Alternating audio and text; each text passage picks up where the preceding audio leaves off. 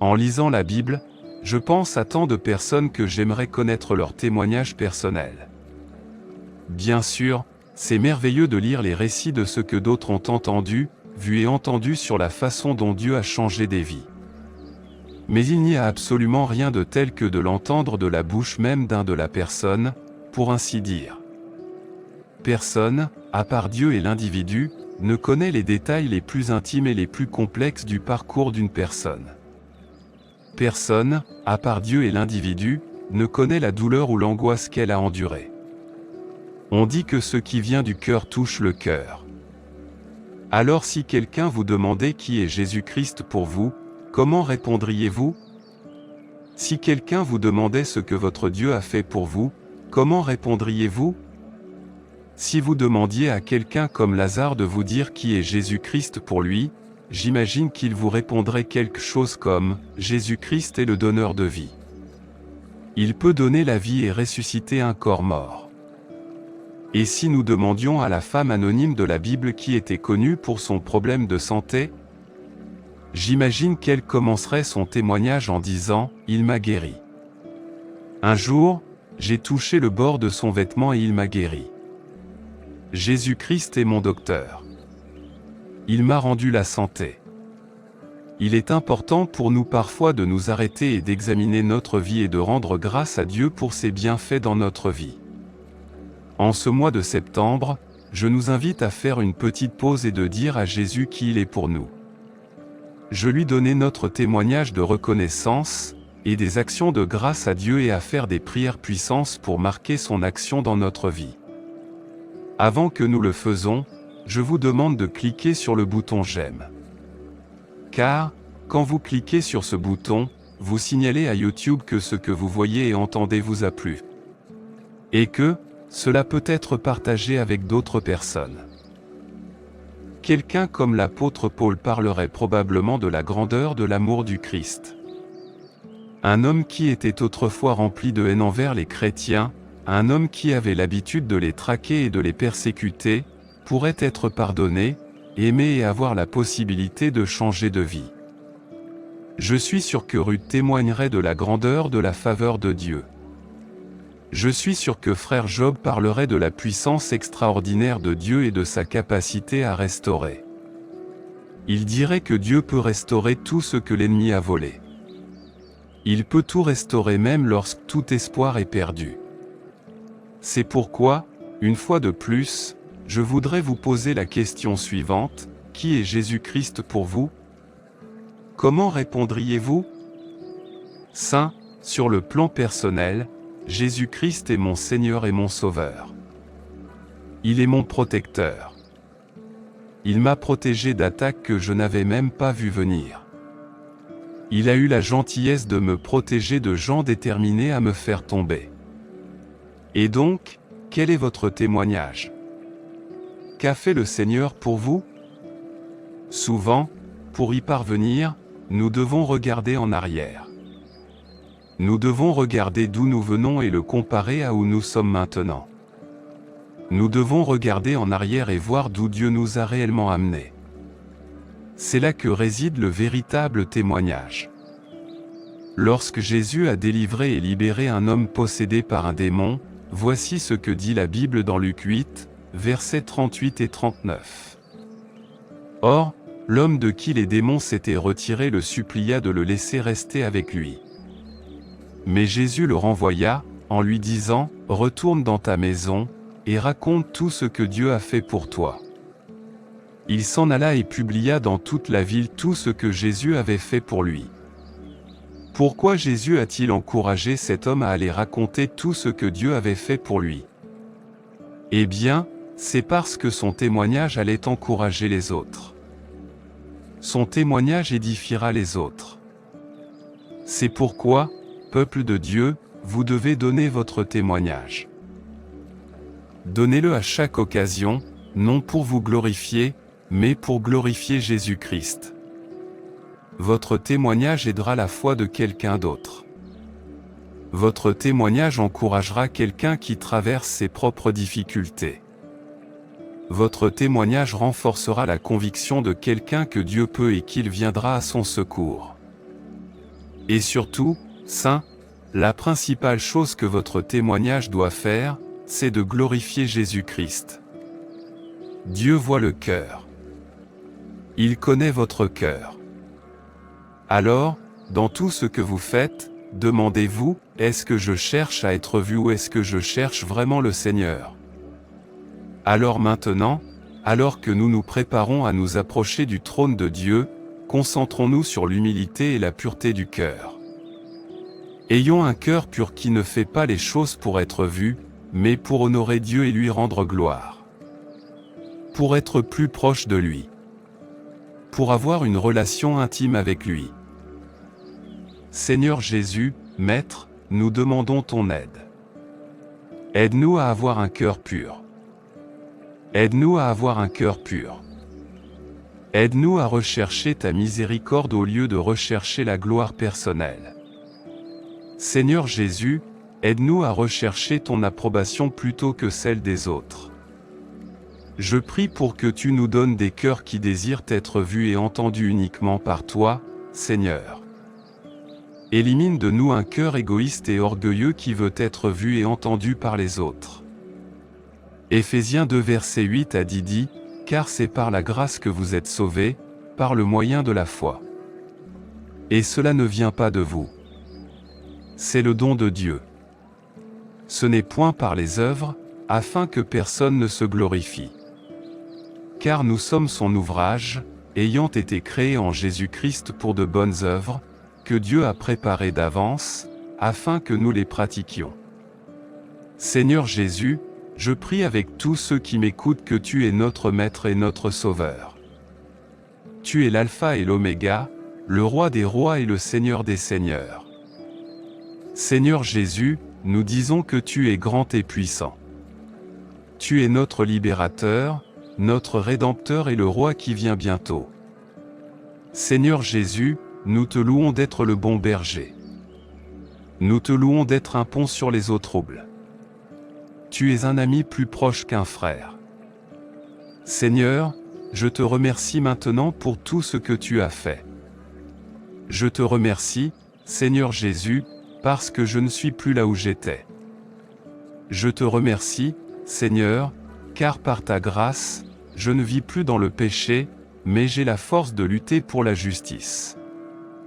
Je te remercie de m'avoir fait sortir des ténèbres et de m'avoir fait entrer dans la lumière. Merci, Seigneur, pour ta grâce extraordinaire. C'est ta grâce et ta miséricorde qui m'ont rendu la vue alors que j'étais aveugle. Seigneur Jésus, donne-moi la capacité de déclarer mon témoignage à tous ceux qui m'écouteront. Donne-moi le courage et l'audace de déclarer tout ce que tu as fait pour moi à tous ceux qui m'écouteront. Que toute la gloire de ma vie te soit rendue. Mes accomplissements, je les dois à toi. Mes talents, tout ce que j'ai, je le dois à toi. Et ainsi, Père, je loue ton nom parce que tu es saint et juste. Il n'y a pas assez de mots pour exprimer ma gratitude pour tout ce que tu as fait pour moi. Dis, oui, n'ayez donc point honte du témoignage à rendre à notre Seigneur, ni de moi son prisonnier. Mais souffre avec moi pour l'Évangile, par la puissance de Dieu neuf qui nous a sauvés, et nous a adressé une sainte vocation, non à cause de nos œuvres, mais selon son propre dessein, et selon la grâce qui nous a été donnée en Jésus-Christ avant les temps éternels. Je n'aurai pas honte de témoigner de ta bonté, Seigneur Jésus. Je n'aurai pas honte de parler de toutes les grandes choses que tu as faites dans ma vie. Non seulement tu m'as délivré des griffes de la mort, non seulement tu m'as sauvé de la damnation éternelle, mais Seigneur Jésus, tu m'as appelé à vivre une vie consacrée, une vie séparée du monde. Et ainsi je témoignerai toujours de ta grâce salvatrice. Ta parole dans Romains 1 verset 16 dit, « Car je n'ai point honte de l'évangile de Christ, car c'est la puissance de Dieu pour le salut de quiconque croit, du juif premièrement, puis du grec. » Je déclare que je n'ai point honte de l'évangile de Jésus-Christ. Je raconterai tout ce que le Seigneur a fait pour moi pendant le reste de mes jours.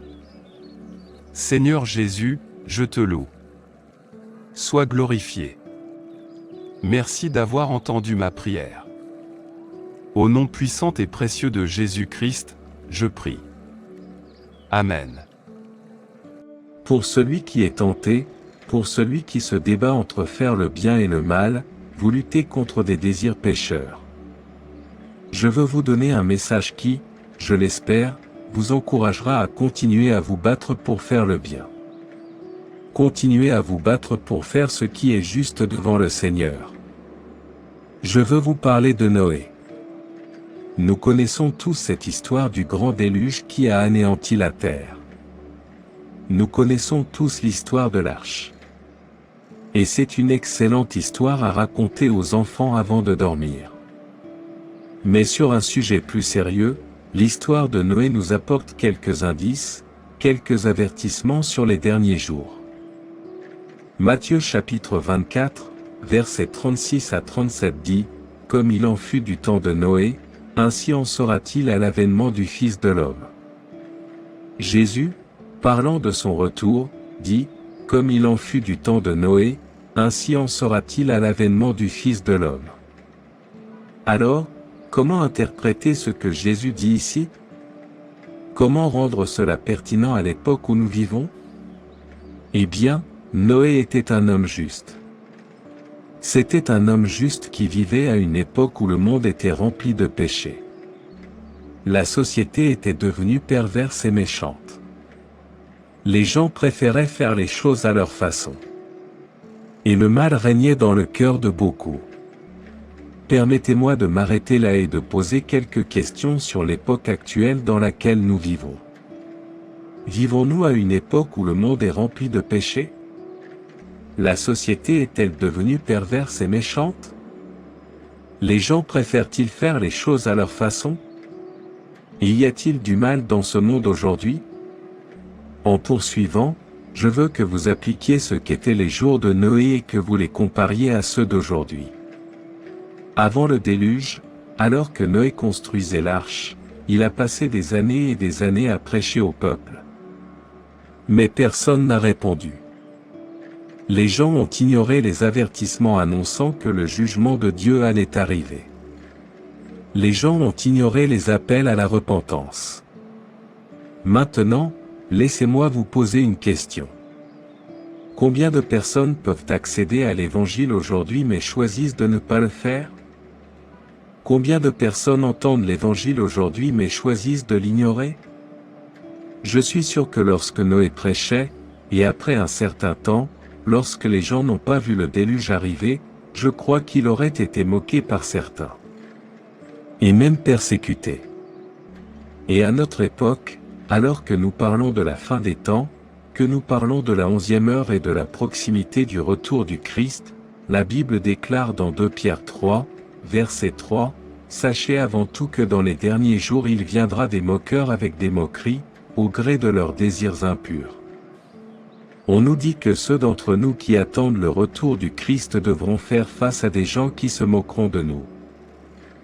Pour plus de détails sur les jours de Noé, lisons Genèse, chapitre 6, versets 5 à 8, qui dit « L'Éternel vit que la méchanceté des hommes était grande sur la terre, et que toutes les pensées de leur cœur se portaient chaque jour uniquement vers le mal.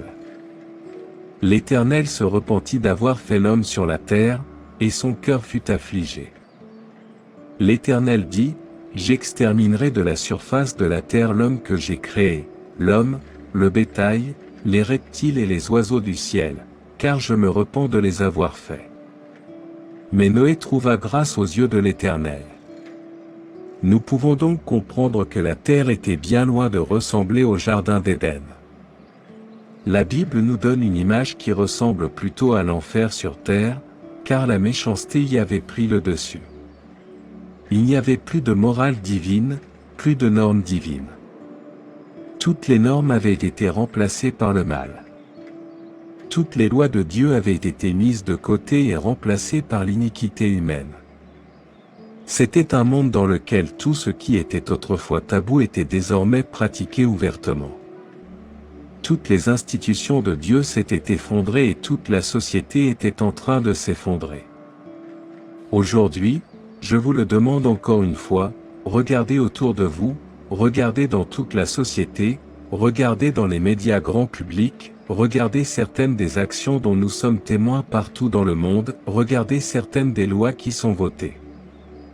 Les valeurs morales divines sont-elles respectées? Les normes divines sont-elles respectées? Hébreux chapitre 11, verset 7 dit, « C'est par la foi que Noé, divinement averti des événements qui n'étaient pas encore vus, construisit avec crainte une arche pour le salut de sa famille. Par là, il condamna le monde et devint héritier de la justice qui s'obtient par la foi. » En ce temps-là, Noé dut construire une arche pour être sauvé. Mais aujourd'hui, Dieu nous a donné une arche de sécurité, et son nom est Jésus-Christ. Dieu nous a donné un moyen d'être sauvés de la damnation éternelle. Son nom est Jésus-Christ. La question à laquelle vous et moi devons répondre aujourd'hui est la suivante. Êtes-vous prêt et disposé à accepter Jésus-Christ comme votre Seigneur et Sauveur? Il est le chemin, la vérité et la vie. Il est celui qui nous sauvera du jugement à venir de Dieu sur ce monde. Je vous encourage donc à toujours être en règle avec Dieu, car la Bible nous dit que lorsque Christ reviendra, ce sera soudain et inattendu. 2 personnes travailleront dans le champ. Celui qui aura accepté le Christ comme son sauveur sera pris. L'autre sera laissé derrière. 2 personnes vont moudre au moulin. Celui qui a accepté le Christ sera pris et l'autre laissé derrière. Dans Luc 17, verset 27, la Bible dit que les gens mangeaient, buvaient, se mariaient et étaient donnés en mariage jusqu'au jour où Noé entra dans l'arche. Puis le déluge est venu et les a tous détruits. Les gens du temps de Noé vivaient une vie de béatitude ignorante, sans aucune crainte ni inquiétude que leur péché attire sur eux le jugement de Dieu. Et donc, si vous pouvez m'entendre en ce moment, vous avez encore le temps de vous préparer. Il est encore temps de mettre de l'ordre dans votre vie. Alors préparez-vous, soyez prêts et restez prêts. Vivez pour Jésus-Christ. Ne vous laissez pas emporter par tout ce que le monde a à offrir. Vivez pour Jésus-Christ. Repentez-vous et vivez juste devant Dieu. Prions maintenant. Seigneur Jésus, purifie nos vies. Aide-nous à vivre une vie fortifiée par le Saint-Esprit. Père, je prie pour que tu changes nos affections afin qu'elles ne soient que pour toi. Que tu sois le seul désir de notre cœur. Que tu sois celui que nous recherchons ardemment. Que ta parole soit la seule chose dont nous ayons faim et soif. Aide-nous à nous attacher à ce qui est bon et aide-nous à haïr ce qui est mauvais à tes yeux. Cher Seigneur, aide-nous à vivre nos vies avec l'Esprit du Christ. Puissions-nous vivre notre vie avec une perspective éternelle, sachant qu'un jour nous nous tiendrons devant ton trône. Merci. Amen. Maintenant, je voudrais vous donner quelques passages des Écritures sur lesquels méditer. 1 Chronique 16, verset 11. Recherchez l'Éternel et sa force. Recherchez-le continuellement. 2 Chroniques 7, verset 14. Si mon peuple sur lequel est invoqué mon nom s'humilie, prie, et recherche ma face, et s'il revient de ses mauvaises voies, je l'exaucerai des cieux, je lui pardonnerai son péché, et je guérirai son pays. Psaume, chapitre 9, versets 9 à 10. L'Éternel est un refuge pour l'opprimé, un refuge au jour de la détresse. Ceux qui connaissent ton nom se confient en toi. Car tu n'abandonnes pas ceux qui te cherchent, ô Éternel. Psaume 27, versets 6 à 11. Et maintenant ma tête s'élèvera au-dessus de mes ennemis qui m'entourent. C'est pourquoi j'offrirai des sacrifices de joie dans sa tente. Je chanterai à l'Éternel. Seigneur, écoute ma voix, aie pitié de moi, et réponds-moi. Quand tu disais, cherche ma face. Mon cœur te dit, je chercherai ta face, Seigneur. Ne me cache pas ta face, Ne repousse pas ton serviteur avec colère. Tu es mon secours. Ne me délaisse pas, ne m'abandonne pas, Dieu de mon salut. Si mon père et ma mère m'abandonnent, l'Éternel prendra soin de moi. Enseigne-moi ta voie, ô Seigneur, et conduis-moi sur un chemin aplani, à cause de mes ennemis. Mes parents ont grandi dans les années 1930 et 1940 dans le sud des États-Unis. C'était à une époque où les voitures n'étaient pas aussi courantes qu'aujourd'hui. À l'époque, on marchait beaucoup. Mes parents racontaient que lorsque des gens venaient leur rendre visite à l'époque, ils raccompagnaient parfois leurs visiteurs chez eux, ne serait-ce qu'une partie du chemin. Ils disaient que leur visite était si agréable qu'ils avaient la difficulté à se séparer. Ils continuaient donc à le faire tout au long de leur voyage. J'ai entendu des prédicateurs plus âgés associer ce genre d'amour et d'appréciation du visiteur à une histoire de la Bible concernant un homme nommé Enoch. On nous dit une chose à propos de cet homme, il marchait avec Dieu. Les prédicateurs disaient qu'un jour, alors qu'Enoch et Dieu marchaient ensemble et se rendaient visite, Dieu dit à Enoch, « Nous sommes plus près de ma maison que de la tienne, alors viens et rentre chez toi avec moi. » Nous savons maintenant que c'est bien plus que le sens littéral de l'expression « marcher avec Dieu ». Mais le contexte que ces anciens prédicateurs ont fourni et l'idée d'une telle possibilité donne certainement une belle image. Genèse 5, versets 22 à 24, dit « Après avoir engendré Méthuskéla, Enoch marcha avec Dieu 300 ans, et il engendra des fils et des filles.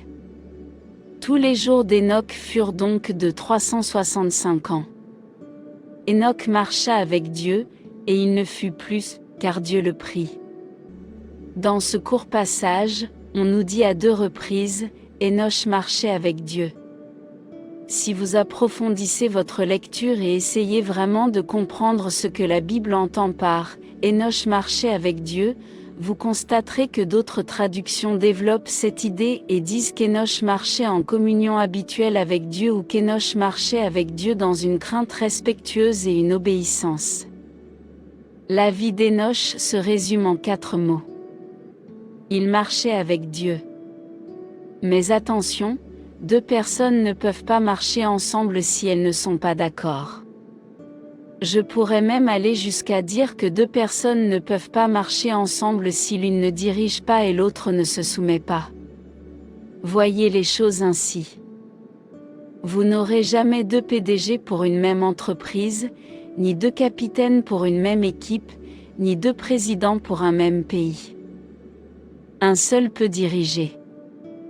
Il en est de même dans notre relation avec le Seigneur. Lui seul peut nous guider. Nous devons nous soumettre à ses voies, suivre ses commandements et obéir à sa parole. Si nous essayons de diriger, nous tombons dans la rébellion. Nous tombons dans le péché et dans le désaccord avec le Seigneur. Je veux donc que vous compreniez ce que la Bible veut vraiment dire lorsqu'elle nous dit qu'Enoch marchait avec Dieu. Cela signifie qu'il a suivi Dieu. Cela signifie qu'il a été conduit par Dieu. Cela signifie qu'il s'est soumis à Dieu. Frères et sœurs, peut-on dire la même chose de vous? Marchez-vous en communion habituelle avec Dieu? Marchez-vous dans la crainte respectueuse et l'obéissance à Dieu? La Bible dit dans Deutéronome 8 verset 6, « Tu observeras les commandements de l'Éternel, ton Dieu, en marchant dans ses voies et en le craignant. » Pour le croyant du monde d'aujourd'hui, nous devons réaliser que nous vivons dans un monde spirituellement sombre. C'est pourquoi la Bible nous dit de garder les commandements du Seigneur. Nous devons marcher dans les voies de Dieu, car ce monde nous mènera à la destruction. Dans ce monde, la morale divine est mise à l'écart. Le péché est normalisé. C'est accepté et même affiché ouvertement à la vue de tous. Le plaisir et le gain égoïste sont les principaux esprits qui déterminent les actions de beaucoup de gens. Alors, dans un tel monde, comment pouvons-nous, vous et moi, marcher avec le Seigneur? Comment pouvons-nous marcher avec lui dans une communion habituelle? Comment pouvons-nous marcher avec lui dans l'obéissance? Eh bien, je crois que deux personnes ne peuvent pas marcher ensemble si elles vont dans deux directions différentes. Pour que nous puissions vraiment marcher avec le Seigneur, nous devons tourner le dos au monde et à tout ce qu'il a à offrir et choisir Jésus-Christ. Nous devons rejeter ce qui est accepté et aimé par le monde et choisir Jésus à la place. Saints, détournez-vous du monde et tournez-vous vers Jésus. Détournez-vous du péché et tournez-vous vers la parole de Dieu. Prenez la décision de suivre Jésus-Christ et de marcher dans l'obéissance aux commandements du Seigneur et à ses voies. Je veux vous encourager aujourd'hui. Continuez à marcher avec le Seigneur. Continuez à marcher avec Jésus. À notre époque, les gens marchent sur des chemins qui semblent être justes à leurs propres yeux. Je veux vous encourager à continuer à marcher dans l'obéissance à la parole de Dieu. La Bible dit dans 1 Jean 1 versets 6 à 7, « Si nous prétendons être en communion avec lui, et que nous marchions dans les ténèbres, nous mentons et nous ne vivons pas selon la vérité. Mais si nous marchons dans la lumière, comme il est lui-même dans la lumière, nous sommes mutuellement en communion, et le sang de Jésus son Fils nous purifie de tout péché. En tant qu'enfants de Dieu, nous ne marchons certainement pas dans les ténèbres. Nous ne sommes pas guidés par les convoitises de ce monde. En tant qu'enfants de Dieu, nous marchons dans la lumière parce que Jésus-Christ est la lumière. Nous marchons dans la vérité parce que Jésus-Christ est la vérité. Nous marchons dans l'amour parce que Jésus-Christ est l'amour. Alors, chers auditeurs, continuez à marcher avec Dieu. À notre époque où les gens recherchent des revenus plus élevés mais ont une moralité plus basse, je vous encourage à continuer à marcher avec Dieu. Continuez à marcher dans la justice. À notre époque où les gens expriment leurs opinions plus qu'ils ne démontrent l'amour de Christ, je vous encourage à continuer à marcher. Continuez à marcher avec Dieu. Même si vous devez parfois vous taire, même si vous devez supporter que des gens calomnient votre nom, je vous encourage à continuer à marcher. Continuez à marcher dans l'amour du Christ. Chers chrétiens, à notre époque où les gens n'honorent plus leurs paroles, je t'encourage à honorer Dieu. Honore Dieu en privé et en public. À notre époque où les prophéties bibliques s'accomplissent, nous pouvons voir l'amour de beaucoup se refroidir et nous pouvons voir les hommes devenir plus amoureux d'eux-mêmes qu'amoureux de Dieu. À notre époque, je vous encourage à marcher avec Dieu. Je vous encourage à rechercher le Seigneur intensément. Priez pour avoir un appétit obsessionnel pour la présence de Dieu. Ainsi, tout au long de votre vie, assurez-vous de marcher avec Dieu. Assurez-vous de marcher avec les yeux de la foi. Assurez-vous de marcher dans l'esprit. Dans Matthieu chapitre 19, on nous parle d'un jeune homme riche qui vient à Jésus et lui pose la question: « Quelle bonne œuvre dois-je faire pour avoir la vie éternelle ? Je garde tous tes commandements.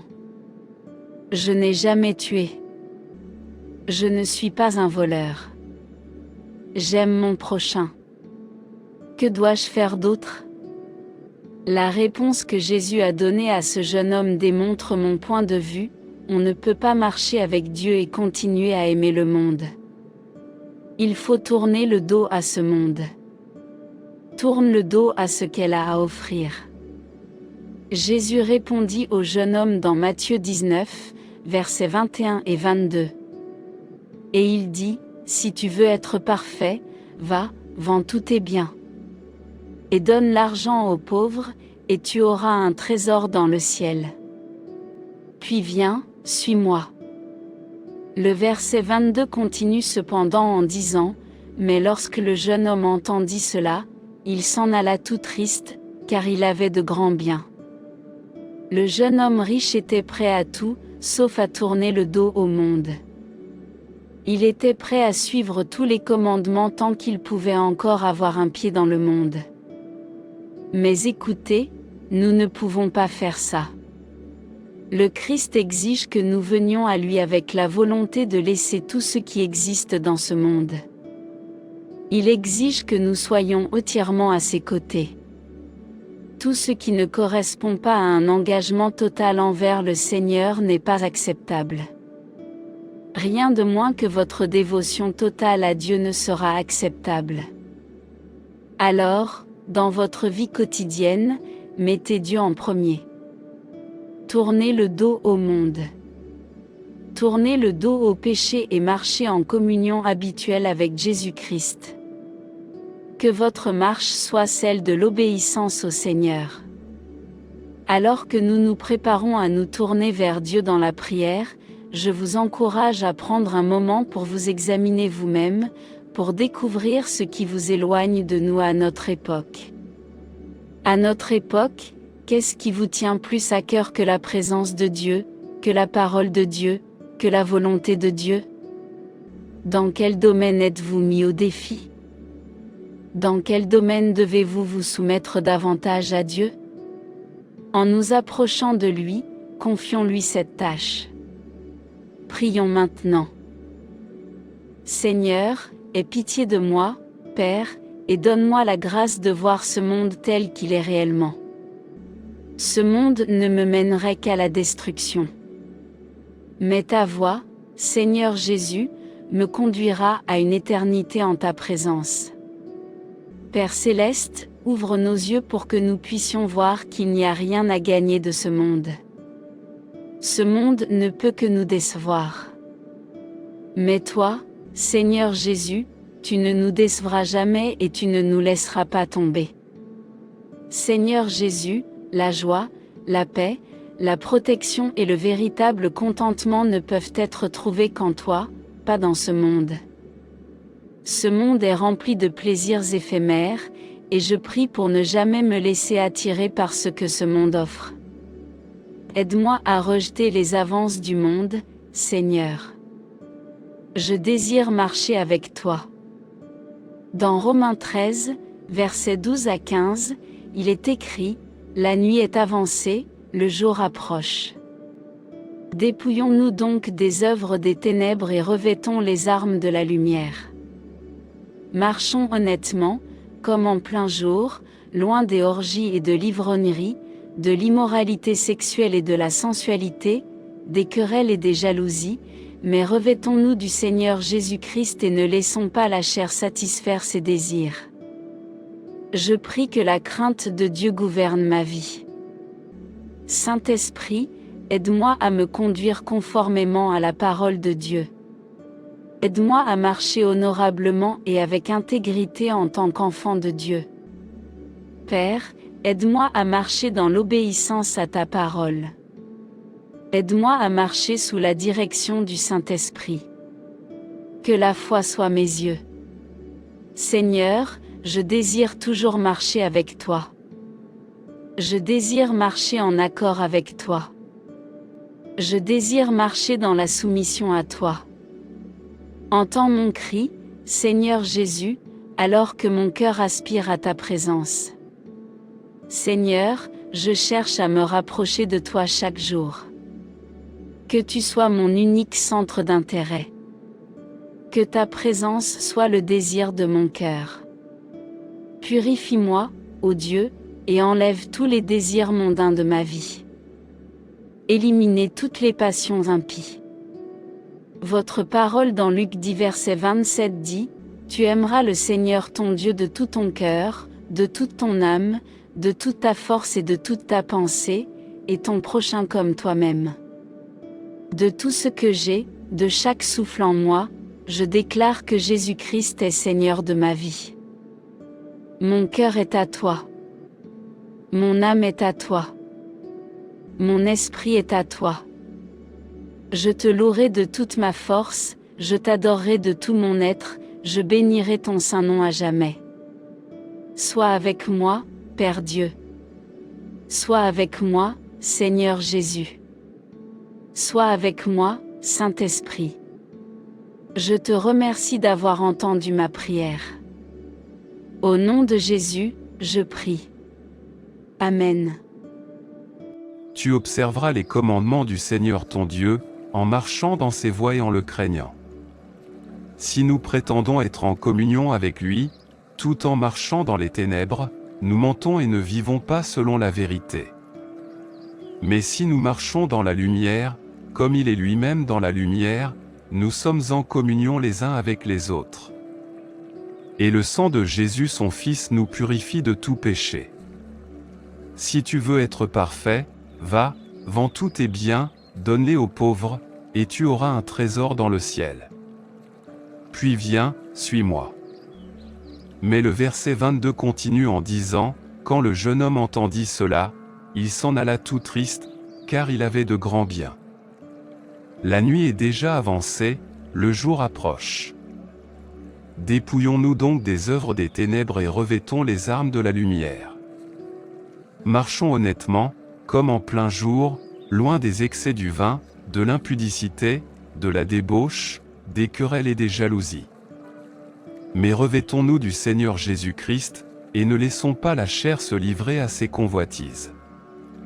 La Bible dit dans 2 Corinthiens 4, versets 16 à 18, « C'est pourquoi nous ne perdons pas courage, même si extérieurement nous dépérissons, intérieurement nous nous renouvelons de jour en jour. Car nos légères afflictions du moment présent produisent pour nous, au-delà de toute mesure, un poids éternel de gloire. Ainsi, nous ne fixons pas nos yeux sur ce qui est visible, mais sur ce qui est invisible, car ce qui est visible est temporaire, mais ce qui est invisible est éternel. Aussi étrange que cela puisse paraître, j'ai besoin que vous entendiez cela. Les difficultés peuvent être une bénédiction pour les croyants. Et ce que je veux dire par là, c'est que le Seigneur peut parfois utiliser nos difficultés pour nous rappeler qu'il est un libérateur. Oui, Dieu peut vous permettre d'affronter une tempête simplement pour que vous vous rapprochiez de lui, pour que vous le connaissiez comme votre espoir et votre secours. Réfléchissez à cela.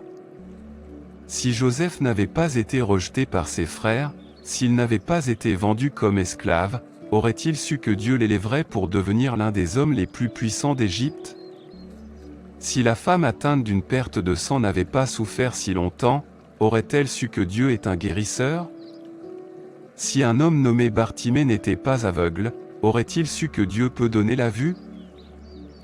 Vous voyez, tous ces gens avaient des problèmes, mais ces problèmes étaient une bénédiction parce que c'était leurs problèmes qui leur permettaient de faire l'expérience de la puissance de Dieu.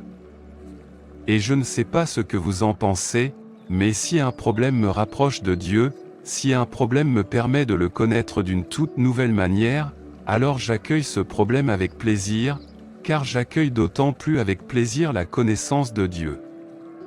Et le fait est que, pour certains d'entre nous, cela demande des problèmes. Il faut une situation difficile pour que nous nous mettions enfin à genoux pour prier. Certains d'entre nous ont réellement besoin d'une épreuve. Nous devons être mis dans une situation difficile pour chercher désespérément le Seigneur. Bien sûr, cela fait mal quand ces difficultés surviennent, mais si nous gardons une perspective éternelle, nous pouvons dire comme Paul que les difficultés auxquelles je suis confronté, aussi difficiles ou insurmontables qu'elles puissent paraître sur le moment, sont en fait légères parce qu'elles ne durent que peu de temps et parce qu'elles mènent aux gloires du ciel. Vous voyez, Dieu est fidèle pour vous donner le pouvoir de rester fort et victorieux. Il est fidèle pour que vous n'ayez pas à vivre vaincu. J'ai donc un message simple à vous transmettre aujourd'hui. C'est parce que Jésus a vaincu Satan. Vous aussi, vous pouvez marcher dans la victoire. Vous pouvez avoir la foi pour résister à l'attaque de Satan et gagner. Vous n'avez pas besoin d'être vaincu. Vous n'avez pas besoin d'être opprimé. Alors, Comment pouvons-nous vivre une vie victorieuse? Comment pouvons-nous lutter contre le courant déchaîné tout en conservant la paix et la victoire que Dieu veut que nous ayons? En tant que chrétiens, nous devons en arriver à un point où nous comprenons qu'une bataille est en cours pour notre âme. Mais Dieu a déjà tracé le chemin vers notre victoire ultime. Elle est venue par sa grâce et sa miséricorde. Nous sommes des vainqueurs. Nous sommes plus que vainqueurs. Et l'un des principaux principes que nous devons comprendre est que pour recevoir la victoire de Dieu, nous devons comprendre qu'il a déjà gagné. Il a déjà vaincu tous les ennemis, tous les diables, tous les défis, tous les démons. Dieu a déjà gagné. La bataille a déjà été livrée. Il a déjà gagné. Si seulement nous pouvions comprendre cela, alors nous connaîtrons la véritable puissance et la vraie victoire dans nos vies. Saints, nous pouvons vaincre grâce à Jésus. Et oui, ce sera peut-être une bataille difficile parfois, mais nous savons que le Seigneur nous a dit de prendre notre croix et de le suivre. En faisant cela, nous sortirons vainqueurs. Cela ne veut pas dire que nous ne serons jamais persécutés. Oh, je vous assure que nous le ferons. Mais nous surmonterons ces difficultés. Cela ne veut pas dire que nous ne connaîtrons jamais de revers. Certes, nous le ferons. Mais en Jésus, nous vaincrons. La Bible dit que les souffrances du juste sont nombreuses, mais le Seigneur l'en délivre toujours. Voilà les récompenses de la marche avec Jésus-Christ. La victoire est une récompense. La vie éternelle est une récompense. La paix éternelle est une récompense. Alors, levez-vous et combattez en sachant que personne n'est plus puissant que notre Dieu. Personne n'est plus puissant que notre Dieu. Il n'y a personne comme lui. Il n'y a personne qui lui soit égal. Il n'y a personne qui soit à son niveau. Il est tout puissant. Et en lui, en Jésus, nous avons le pouvoir et l'autorité de vaincre tout ce qui se passe dans notre vie. Alors, saints, abandonnez-lui la bataille. Reconnais que la victoire lui appartient. Nous sommes vainqueurs. Et nous aussi, nous sommes victorieux. Prenons maintenant un moment pour prier. Père, au nom de Jésus, nous venons maintenant, Dieu, te remercier pour la victoire. Dieu, nous te remercions de ce que peu importe ce que nous rencontrons, peu importe ce à quoi nous sommes confrontés dans une journée, tu nous as déjà donné la victoire. Seigneur, aide-nous à ne pas considérer les revers comme une défaite. Aide-nous à ne pas considérer les obstacles comme une fin.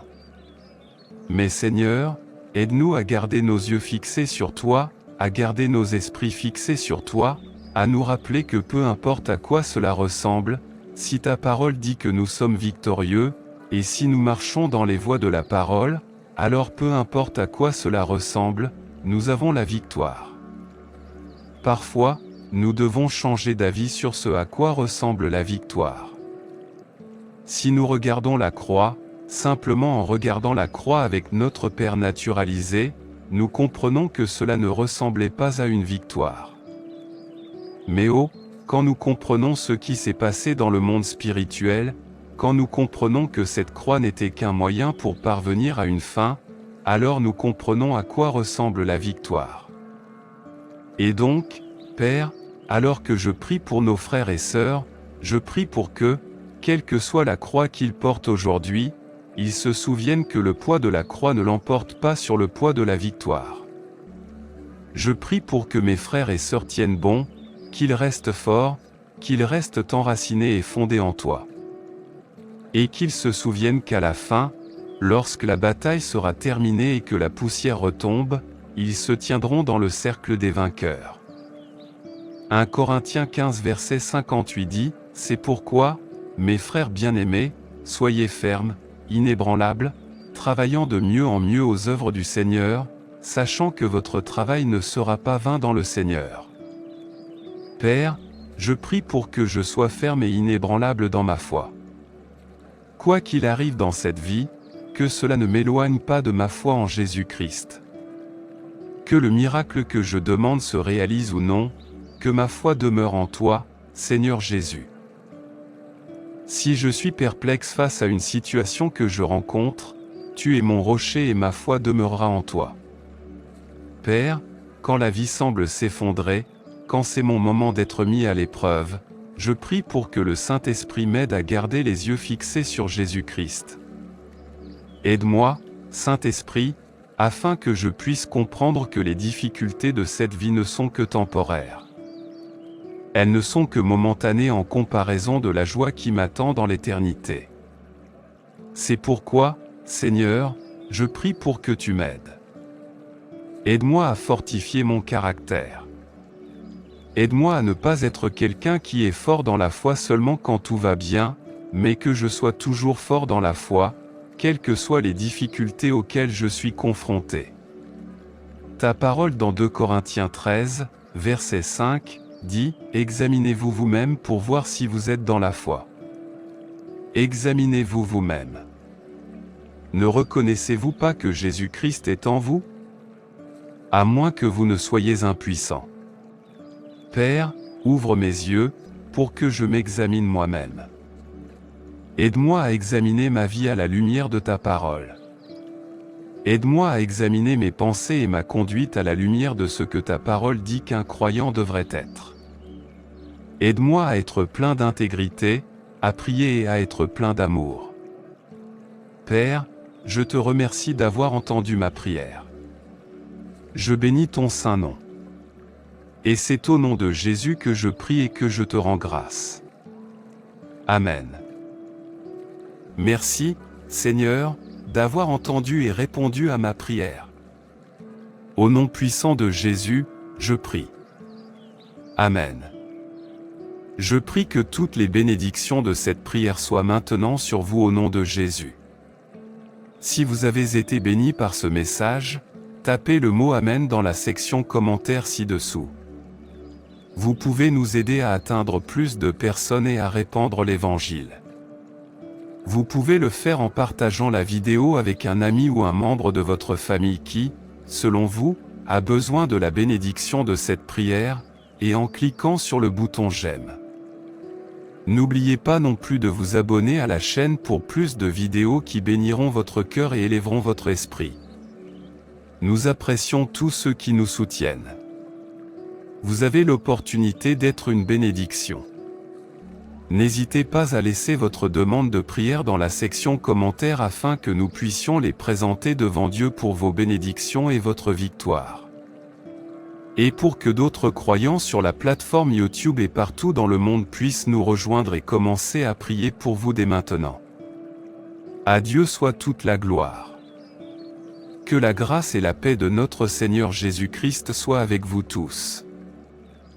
En lisant la Bible, je pense à tant de personnes que j'aimerais connaître leur témoignage personnel.